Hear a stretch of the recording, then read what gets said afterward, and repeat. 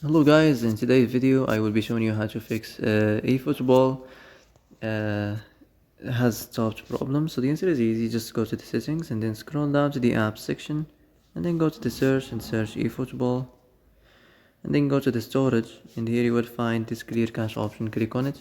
Now you can go check it if it worked, and if it didn't you can try to restart your phone or turn the Wi-Fi off and on, or the Bluetooth or the airplane mode. Also you can try to clear data, but be careful. If you clear data, all this application's data will be deleted. This includes all files, the settings, the accounts, the databases, etc. So be careful if you want to clear your data.